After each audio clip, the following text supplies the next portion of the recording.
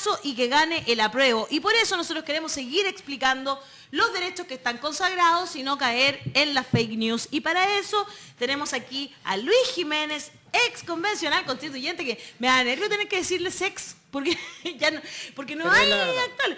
Claro, pues representante del pueblo aymara para conversar justamente una de las cosas que más se ha utilizado para las fake news, Luis, y que tiene que ver con el tema de la plurinacionalidad, ¿verdad? Los sistemas de justicia, etcétera. El poder de veto, exacto, que lo ocupan siempre como argumento en contra. Todas esas cosas. Así que bienvenido a La Voz de los que Sobran. Muchas gracias por venir acá al estudio. Se agradece muchísimo tu presencia. Sí, Paisuma, bueno, como dicen en mi idioma, Asquisumauro, Gilatanaka, Cuyacanaka. Y no, un placer la invitación y desmintiendo las fake news. Nos han usado lamentablemente mucho para la campaña de rechazo y es lo que tú dices, si uno lee el texto, y de hecho yo se lo he mostrado a varios amigos, amigas, abogados, dirigentes que tenían prejuicios, uno lee el texto y solitos se convencen que es un texto bueno, que es un texto que llama a la unidad, llama a las grandes demandas que hay y la plurinacionalidad en concreto no es como lo pintaban. Así que exactamente. Yo, por eso mismo, qué bueno poder conversar con alguien del pueblo aymara, ¿verdad? Hoy, porque siempre, claro, el pueblo mapuche está hacia el sur, pero los aymaras deben ser más o menos los segundos después de los mapuches en número, ¿verdad? Sí, en porcentaje somos los segundos. También compartimos con ellos que somos un pueblo transfronterizo. Estamos en el norte de Chile, en el sur de Perú, en el este de Bolivia y en el noroeste de Argentina. También hay comunidades importantes ahí. Y toda esta zona antes eran parte de lo que llamamos el Collasuyo, que era la zona geográfica que era parte del imperio inca. Y por eso tenemos una matriz cultural junto con los antes llamados atacameños, hoy Licarantay, los collas, los diaguitas, los quechuas, etcétera. Somos como los pueblos andinos. Si se sumaran todos los pueblos andinos serían un montón también, ¿no? Sí, sí. Pero los aymaras históricamente siempre hemos estado presentes en estas demandas y por eso la Constitución es una norma general. Faltan muchos temas que tienen que operativizarse en la ley. Y por eso las demandas, no hay como un capítulo para el pueblo aymara, un capítulo para el pueblo mapuche, sino son demandas. A pesar, tenemos idiomas distintos, porque con el pueblo mapuche, con los demás pueblos, pero tenemos unas demandas más o menos similares que se puede decir en dos grandes ideas. Uno, de que por nuestra propia voluntad queremos seguir conservando nuestras culturas en forma colectiva, comunitaria. Y lo segundo, que dentro de esos elementos identitarios es importante nuestra relación especial, espiritual, cultural, cosmovisional con las tierras y los territorios. Esas dos ideas marcan o explican toda la serie de artículos que hay en los pueblos indígenas. Luis, te quería preguntar, porque mucho se dedica uno ahora a desmentir los fakes, como tú dices, tratar de encaminar el apruebo, pero no sé si has tenido contacto con tu comunidad, con la gente que tú representas, respecto a las expectativas que ellos tenían y el resultado final. ¿Están contentos? ¿Están tranquilos? ¿Cuál es la percepción que te han entregado ellos desde los territorios? Sí, nosotros llegamos como pueblos originarios y como pueblo aymara con un mandato. A nosotros, desde incluso antes de 1990, se nos prometió el reconocimiento constitucional y nosotros a cambio, digamos, señalamos, todas nuestras demandas las vamos a canalizar a través de la institucionalidad. Ahí nació la ley indígena, apoyamos en su momento el retorno de la democracia, don Patricio Elwin, se nos prometió la ratificación del convenio 169, que es el Tratado Internacional de la OIT, a nivel mundial y la creación de una ley de desarrollo. En ese tiempo el desarrollo era el concepto clave para los pueblos. De esas tres promesas se cumplieron, la ley indígena se lo en 1993, el convenio se ratificó en 2008, imagínate, pero quedó pendiente siempre una traba insalvable, el reconocimiento constitucional. Y esta demanda ha sido manteniendo porque nos hemos dado cuenta de que hay muchas leyes que se requiere cambiar la Constitución para modificarlas. Por ejemplo, el Código de Minería, el Código de Aguas, etc. ¿Ya? Y esa era la expectativa nuestra. Pero además ha habido una evolución en los temas de los pueblos indígenas porque uno va aprendiendo de las experiencias que hay en los demás países latinoamericanos, en los demás países del mundo, en el derecho internacional.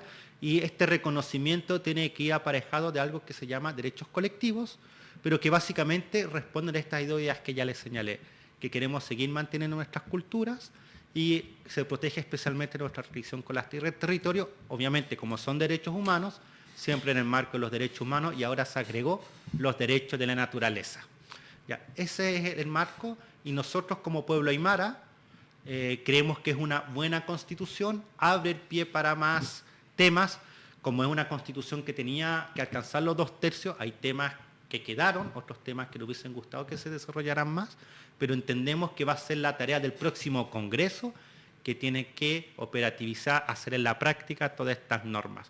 Lo único lamentable es esta campaña desatada de rechazo y yo hablo con mi gente y me dice, oye, es verdad que me van a quitar la segunda vivienda, es verdad que le van a entregar las viviendas antes a otras personas y no a mí, me van a quitar las aguas, o mis pensiones no van a ser heredables, o sea, un montón de mentiras. Y la migración, que es un tema potente también Sí, en la zona sí. fronteriza. Sí, y la migración, esta constitución incentiva la migración desatada, no va a haber controles, un montón de... La otra vez con el tema de la seguridad se elimina Carabineros, que esto va a ser tierra de nadie.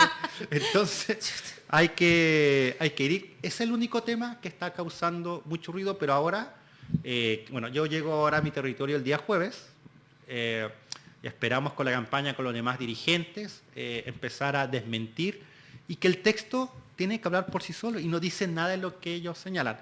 Por ejemplo, el tema del pluralismo jurídico, que lo podemos explicar, o el tema de que se exige nuestro consentimiento, tenemos poder de veto para la reforma a la Constitución. Todo eso, mentiras, así que es lamentable yo quiero que eso. entremos en esas mentiras, pero antes me gustaría hacerte una última pregunta más general, que tiene que ver con la razón por la cual la plurinacionalidad ha sido uno de los temas que más ha utilizado la campaña del rechazo. ¿Crees tú que eso es racismo puro o también miedo a que esa cosmovisión de los pueblos originarios nos impida seguir con este sistema extractivista, ¿verdad? Y que ha llenado los bolsillos de ese 1% más rico del país? Sí, yo diría que son esas dos razones. Hay un racismo soterrado, algo que aún nos cuesta, y yo creo que especialmente, digamos, en la clase dirigente, en la clase empresarial, etcétera, de asumir que Chile es diverso y que tiene una gran contribución de los pueblos indígenas, que somos un pueblo mestizo, Exacto. pueblo con pueblos indígenas, con pueblos mestizos, etcétera. Y ahí ya eso es algo que yo creo que se solucionan con la educación también, con reconocer nuestro aporte a la historia, porque si uno revisa los libros, bueno, aquí en la escuela, yo ya tengo.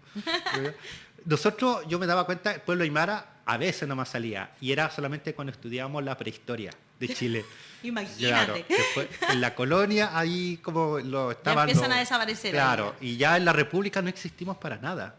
A lo mal se menciona esto de la pacificación de la Araucanía, pero llega hasta ahí también con el pueblo mapuche. Entonces, como que nosotros vivimos en el pasado y no fuimos ningún aporte a la historia de este país. Y eso es algo que ojalá que se haya corregido. Y el otro tema es eso, de los proyectos extractivistas, porque con esta relación especial con los territorios, nosotros tendemos a rechazar estos grandes proyectos mineros que tienen un gran impacto en el medio ambiente, por ejemplo en el norte, en una zona de estrés hídrica, Claro. pero que lamentablemente pueden cumplir la ley, pero la ley en Chile, la ley ambiental, Es muy laxa. es muy laxa, Ya. pone cierta exigencia. ¿Y cómo se puede modificar eso? Bueno, un paso previo, hay que modificar la Constitución que reconoce el vínculo indisoluble entre las personas, los pueblos y la naturaleza. Entonces, con eso se van a poder permitir estas, obviamente, actividades económicas, que son importantes para el país, pero se va a poder establecer regulaciones y ponernos al día con los demás países. No puede ser que Claro. nosotros abramos las puertas, contaminen, aparte que hay poco retorno a las regiones, y al final, ¿quiénes sufrimos? Los que vivimos en el territorio. Totalmente de acuerdo Así en que eso. yo creo que esas son dos razones, como un tema económico y un tema de racismo atávico. Totalmente. Bueno, vamos entonces a desmentir ¿No? cosas, po. Partamos con la cuestión de la consulta Ya. indígena al tiro. Dale. Porque en el fondo acá, esto ya está ratificado por el convenio 169 de la OIT, y hay mucha gente que dice, no, es que ahora, para cambiar la constitución, el otro día lo dijo Mónica Rincón, va a haber que preguntarle a las comunidades indígenas porque ellos tienen poder de veto. Bueno, explícanos eso. Porque Jimena lo que yo... Rincón, ¿no? No sí, Mónica. perdón, Jimena Rincón. Perdón, Mónica. Queen Mónica, perdón, me confundí. A lo que voy. Esta capacidad de consulta tiene que ver solamente con los temas que involucren a las comunidades. Si, por ejemplo, hay un delito desde que lo vea el Código Penal, lo va a seguir viendo el Código Penal y ahí no va a haber una ley distinta para juzgar una situación de esta naturaleza.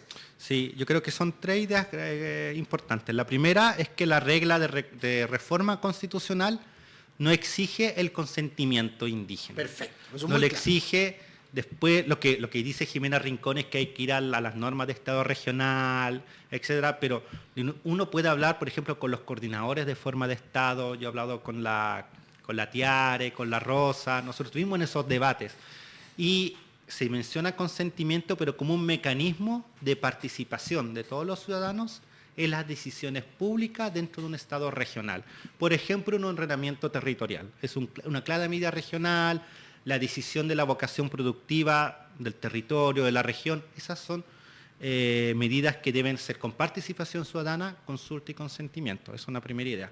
La segunda idea es que la consulta no la inventamos nosotros. Viene el convenio 169 de la OIT y de hecho uno de los primeros casos que se conocieron en Chile sobre falta de consulta fue el ordenamiento territorial en San Pedro de Atacama. O sea, con o sin nueva constitución se exige la consulta.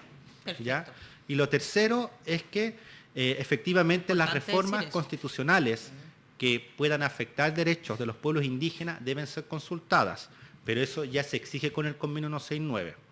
¿Ya? ¿Y por qué no se exige el consentimiento? Porque el consentimiento en otros ámbitos del derecho se exige para medidas que vayan a afectar gravemente a los pueblos indígenas. Y siempre se ha entendido que un proyecto de ley, un proyecto de reforma constitucional no tiene un efecto directo. ¿Ya? ¿Qué medidas puede pedir el consentimiento? Las autorizaciones para grandes proyectos extractivistas. Claro, por ejemplo, si se viniera a instalar Pascualama ahora, en este minuto, exactamente lo mismo. ya no podría tener las libertades que tuvo antes. ¿Y cuál es la lógica? Porque se entiende que esos grandes proyectos pueden comprometer la sobrevivencia de una comunidad. En el fondo es como nuestra muerte cultural, nuestra muerte física, porque puede que las personas vivan individualmente, pero se tienen que trasladar a la ciudad, dejan de vivir en sus territorios. Entonces, en esos casos específicos se exige el consentimiento. Y aparte, aún más, lo que pasa es que aquí en Chile a veces no solemos mirar lo que hay afuera. Lo que se entiende por consentimiento acá no es lo que se entiende por consentimiento en los derechos humanos. Consentimiento es como un deber de llegar a un acuerdo, pero no se entiende ni para el Estado y no quiero hablar con nadie, no. Entonces el consentimiento y la consulta son 2 entidades distintas, pero tienen que ver siempre con la idea de hacer todos los esfuerzos para llegar a acuerdo. ¿Y qué pasa si no llegamos a acuerdo? Que es la otra pregunta que nos hacen. Bueno, ahí la Constitución hace una invitación a que la ley regule esos efectos. En otros países yo siempre definí la idea de la legislación peruana. Cuando se exige consentimiento y después el Estado tiene que hacer todas las medidas de buena fe para llegar a acuerdo, pero y aún así no se llega por diversas razones, el Estado puede adoptar la medida, porque está dentro de sus potestades públicas, porque el Estado tiene que garantizar el interés público, el interés común, ¿cierto? Pero en adoptar esa medida no puede afectar sustantivamente derechos de los pueblos indígenas, como desplazarlos de sus territorios. Y si es inevitable, tiene que adoptar medidas de reparación, mitigación, etcétera. Por ejemplo, expropiar su casa porque va a pasar una carretera. Exactamente. Que la expropiación, la idea es que, claro, hay, por ejemplo, para ver expropiación, tú no puedes decir, yo quiero. Tienes que justificarle un interés público, un interés común. Y para que el afectado no sea afectado gravemente, se le paga la indemnización compensatoria. ¿Ya? Es la misma lógica. La misma lógica para un lado o para el otro. Solo claro, que pero volviendo a nuestro tema, es más cultural, digamos. Claro, volviendo a nuestro tema, desde ya, y lo hemos dicho reiteradas veces, nosotros mismos los escaños, no es la idea, no está en la Constitución, porque no tiene sentido exigir consentimiento para las reformas constitucionales, porque los proyectos de ley y las reformas constitucionales no provocan este efecto inmediato. Son los proyectos extractivistas, las grandes empresas, las que pueden comprometer la sobrevivencia de una comunidad, la que ahí se exige por el derecho y la exigen los tribunales, con o sin Constitución, sino con el convenio 169, consentimiento. Perfecto. Sí, tengo un comentario y una pregunta. El comentario para aportar a desmentir, porque después de la explicación muy clara que das, la segunda derivada de la mentira de la derecha va a ser esta. Lo que dice Jimena Rincón, lo que dice Christian Workan, una vez que uno lee el texto, uno da la interpretación que dieron los constituyentes, no, el texto es ambiguo y voy a hacer mi propia interpretación del texto, que es que esto va a generar un veto indígena, y si yo lo digo, es así porque se puede interpretar el texto así. Siempre cuando uno ve una ley o una constitución, la pregunta es, ¿quién tiene el poder de interpretar? Entonces la pregunta es, ¿quién decide quién va a hacer la consulta indígena? Ratificó el convenio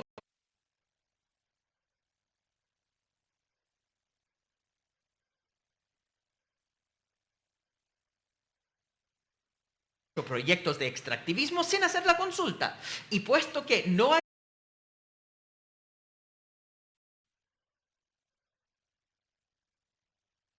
gobierno de turno, si ellos hacen una reforma constitucional, por ejemplo, y algún grupo podría ir a la Corte Constitucional para decir, no, acá la Constitución protege el derecho de consulta de un indígena en temas de reforma constitucional.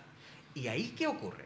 Ahí depende de la determinación de la Corte Constitucional. Y en eso ocurre una cosa con interpretación jurídica, que se estudia la historia de la ley o la historia del debate para crear la norma constitucional. Y está escrito claramente en el debate de la Convención que acá se está hablando de una consulta por temas que tienen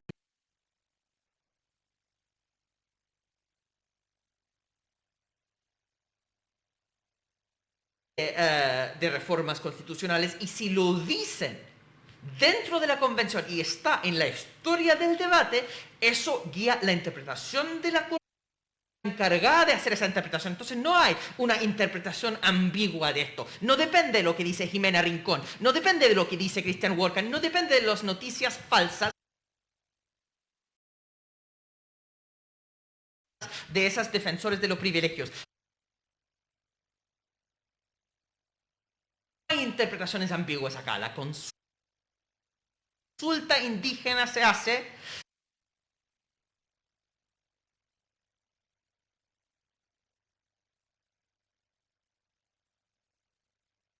lo que preocupa es que no les importa ni a la Jimena Rincón, ni a Christian Workan, ni a ninguno de esos defensores de los privilegios de la interpretación constitucional, de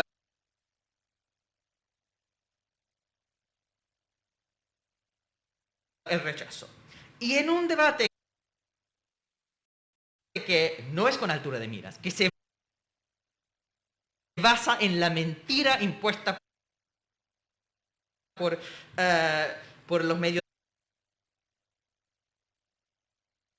que desmentir eso, llega a un problema fuerte, que es que una norma que existe para que una comunidad vulnerable no tiene un Juan Sutil diciendo, ustedes tienen que vivir al lado de una nuevas ventanas, y no importa si sus niños quedan envenenados, porque yo total voy a Miami y ustedes pueden ir a Miami también. Cuando se pone un Juan Sutil que quiere defender sus privilegios frente a una comunidad vulnerable, pero se hace la inversión, jugando con todos los recursos del racismo, que, como dices, es parte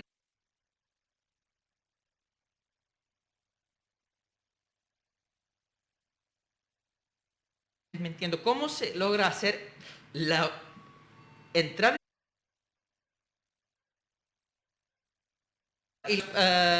y los privilegiados al otro lado, porque en este momento han logrado invertir eso, y los privilegiados aparecen como vulnerables y los vulnerables como privilegiados.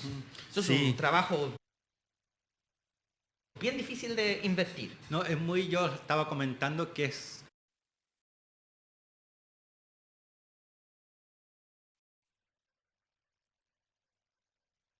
las reformas constitucionales no requieren consentimiento, y Jimena Rincón y Cía sí.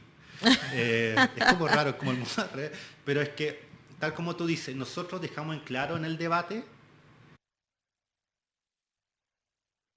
que esto no requería consentimiento, puesto que nosotros no queríamos inventar nada nuevo. Queríamos traer lo que se discute en el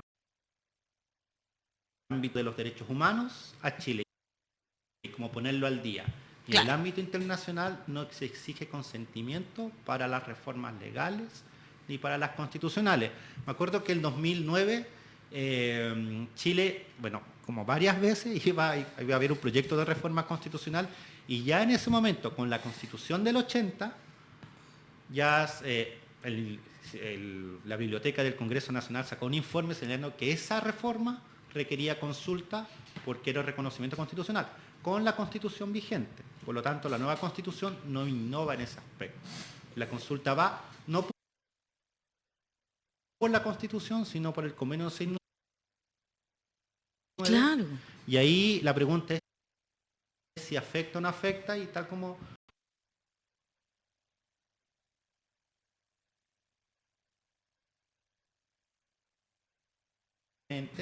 y si hay alguien que no está de acuerdo en alguna comunidad, bueno, están las instancias legales para reclamar.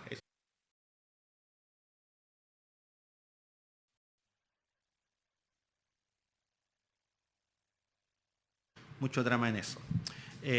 Y respecto, sí, eso del discurso, a nosotros a cada rato nos decían los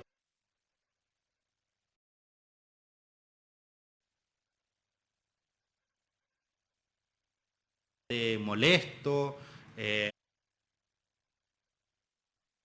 la lamien Elisa Loncón sufrió ataques desde el primer día. Me acuerdo que las primeras veces que nos reuníamos traían informes de las redes sociales también, porque las críticas se centraban en ella y no, por ejemplo, en Jaime Baza. Claro. En Jaime Baza. O también un tema blanco, de clasismo, porque Jaime Baza, que es un gran abogado, profesor constitucional, claro. En cambio la Elisa, lingüista solamente. Doctora. Claro, y eso que es doctora. Claro. Impresionante. Pero la gente, o sea, señalaba, no, que es mapuche. No, pero se la ningunearon. Yo escuché decir, no sé, el verdadero presidente es Baza, ¿para qué estamos con cosas? Se decía mucho. Uno, eso. Y dos, también, ¿te acuerdas que hasta le inventaron que se había tirado a una piscina? Desnuda, claro. Por Dios. No, que ya de verdad cualquier cosa, ¿no? Sí, y yo creo que es una desesperación por inventar mentiras derechamente. El texto no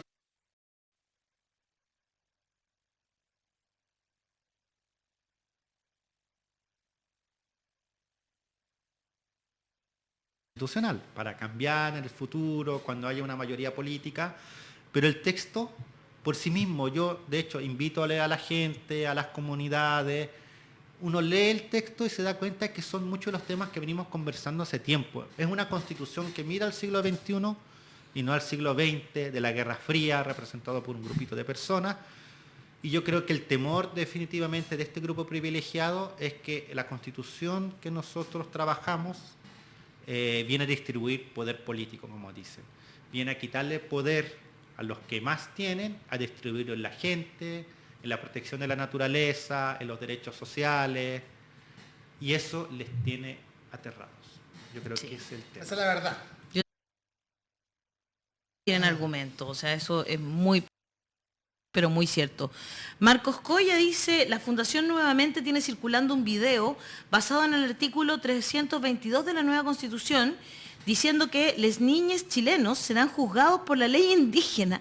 El artículo 322 solo aplica a ciudadanos de origen indígena, no aplica a niñes que no lo son. Otra fake news, dice. Entremos al artículo 322, po. ¿Por qué no? ¿Por qué no? A ver, artículo 302, 318, 322. Esto es el capítulo 9, sistemas de justicia. Dice, la función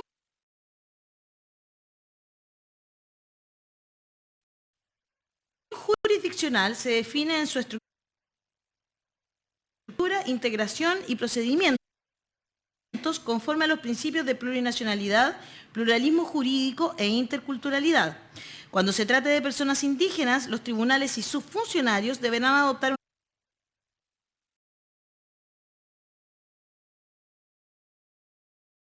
una perspectiva intercultural en el tratamiento y resolución de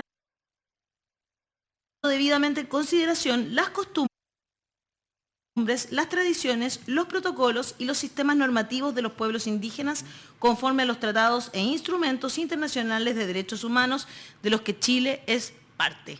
No sé dónde sale aquí, de ninguna parte, digamos. No. Y aparte, algo que se oculta mucho es que esta norma ya es derecho vigente en Chile. Claro. Porque está no solo en el convenio 169, cuando se señala que los jueces chilenos, cuando hay un caso de conflicto entre pueblos indígenas, pueden acudir a la costumbre, antiguamente se llamaba la costumbre, los usos tradicionales. Exacto. Hoy, y también, ya desde 1993, la ley indígena señalaba en su artículo 54 que igual los jueces pueden acudir a este derecho propio indígena para resolver un caso, porque ahí la pregunta que se hace es ¿qué queremos resolver con un caso? Y los pueblos indígenas, nosotros tenemos una importancia radical a la comunidad. En la comunidad desarrollamos nuestra cultura, nuestra cosmovisión, por eso tenemos ritos comunitarios. Yo tengo deberes, tengo que pasar una fiesta ahora, hacerme cargo en una festividad en mi pueblo, pero estos son importantes. Entonces,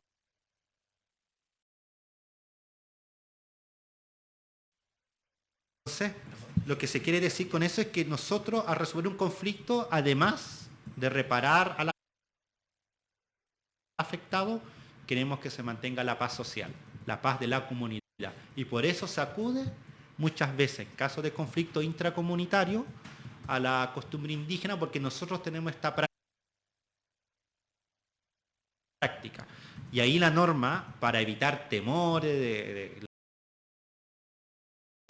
en nuestra perspectiva,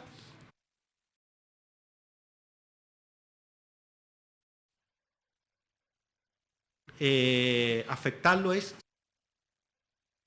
se debe respetar los tratados, y ojo, aquí de las pocas veces se habla, además de los derechos humanos de los tratados, tenemos que respetar los derechos humanos de los instrumentos, porque en el derecho internacional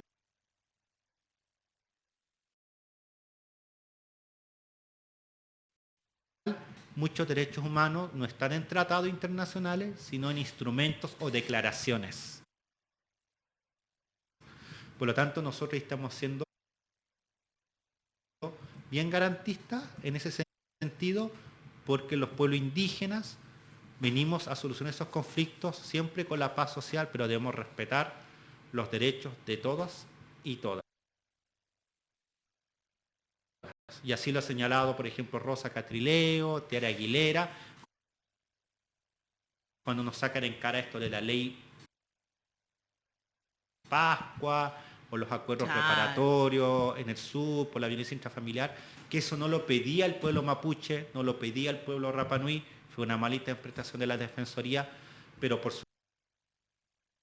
suerte, como dicen algunos, las instituciones funcionaron y se pudo corregir ese hecho. ¿Ya? Mira, y dice clarito, los tribunales de justicia se estructuran conforme al principio de unidad, su organización y funcionamiento, y están sujetos al mismo estatuto jurídico y a los mismos principios. Es claro en eso. La Corte Suprema es un órgano colegiado con jurisdicción en todo el país, que tiene como función velar por la correcta aplicación del derecho y uniformar su interpretación, así como las demás atribuciones que establezca esta Constitución y la ley. O sea, va a terminar en la Corte Suprema. Sí, que nosotros lo trabajamos, y de aquí recordar que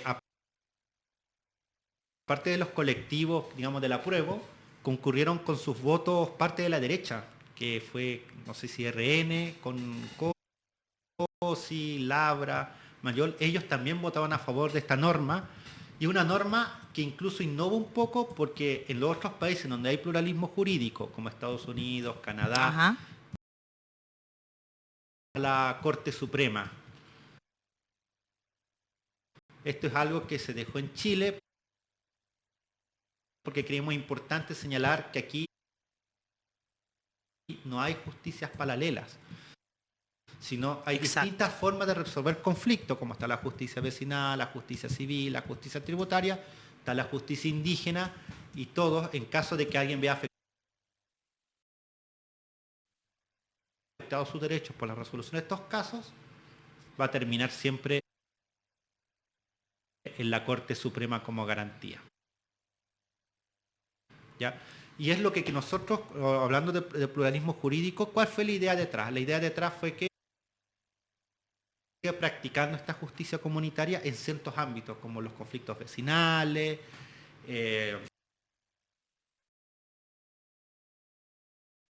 Exacto, y de hecho hay una justicia vecinal también, que sí, es súper importante para todos. Hay algo que se nos critica mucho, que era el tema de por qué ven materias penales. No son solamente los delitos graves, también es materia, están, bueno, los crímenes, que son los homicidios, las violaciones. Y eso que sigue estando en el Código Penal. Claro, los simples delitos, que son, digamos, los robos, el hurto, sin violencia. Pero también las faltas. Las faltas son delitos en estricto rigor, pero que se sancionan con multa, como, por ejemplo, alguien causa disturbios en la plaza pública. Exacto. Entonces ahí no te meten a la cárcel, una multa, pero sigue siendo un delito. Entonces lo que nosotros señalamos es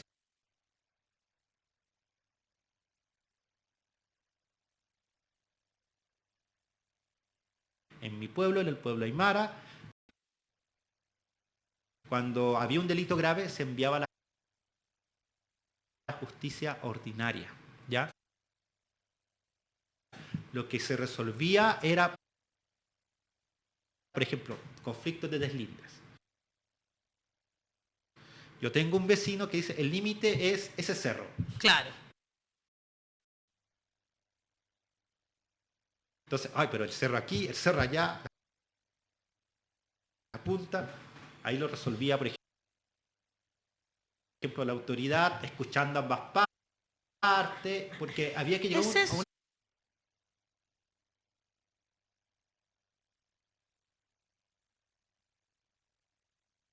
Si alguien toma mucho, pasa en muchas partes, son los pueblos indígenas, y hace disturbios públicos, sin daño a nadie, sin daño a la propiedad, sin daño a las personas, pero hace disturbios.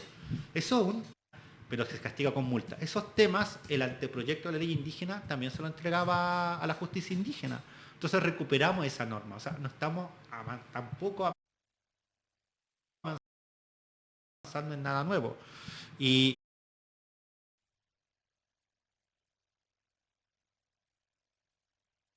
por ejemplo, en el sur nos contaban que da mucho el tema del robo de ganado, ya sea entre indígenas como entre no indígenas. Y muchas veces, entre indígenas, como te roban un vacuno,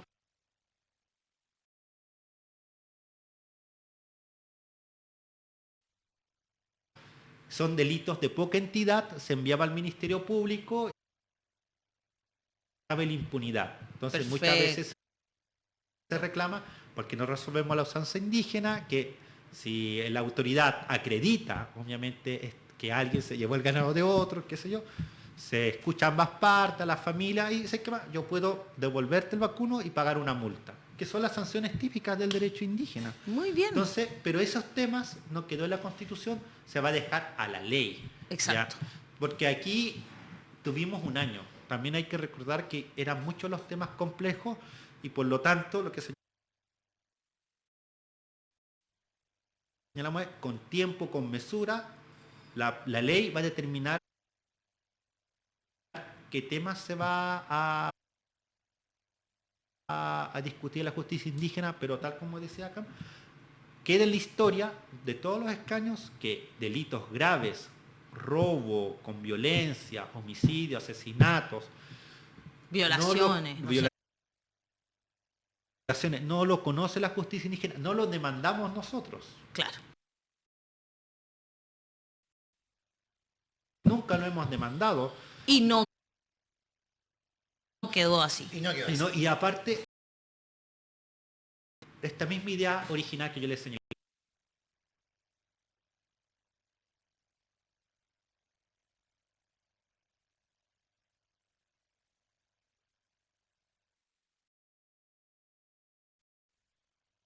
Excelente.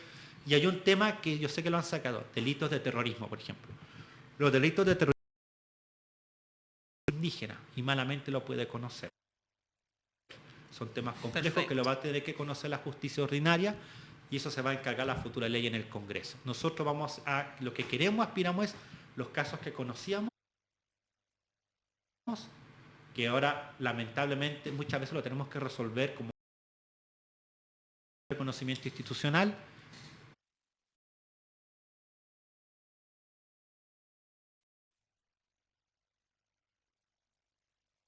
Hay un reconocimiento y lo podamos resolver. Como en el norte pasa mucho, el pueblo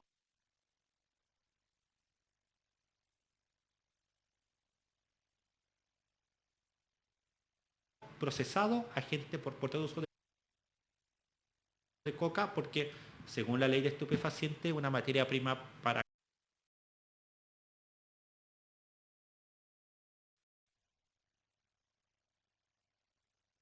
cantidad y se ha llevado a gente detenida, privada de libertad. ¿En serio? ¿Ah? Entonces esos Me van a temas- llevar porque yo tomo a veces agüita de coca para el Yo también tengo estómago. un tecito de coca en, Sí. en hoja, en bolsita. Y hay unos Compré- caramelos que me encantan pero- también. Por suerte se avanzó.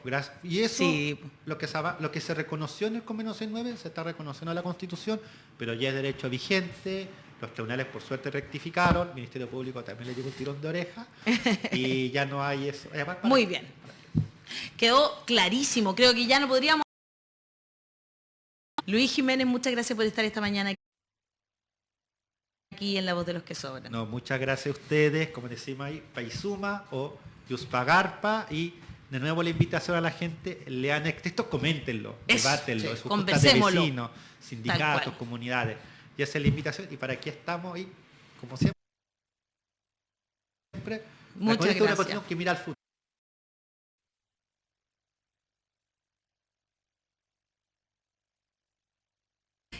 Nos vamos rapidito porque se viene el push-up. Con Recuerden la dejar Rufi. me gusta, apretar la campanita, todo ese tipo de cosas. No se desconecte porque se viene Bernardita Rufinelli con sus invitados aquí en el push-up. Que estén muy bien. Chau, chau, chau, chau, chau.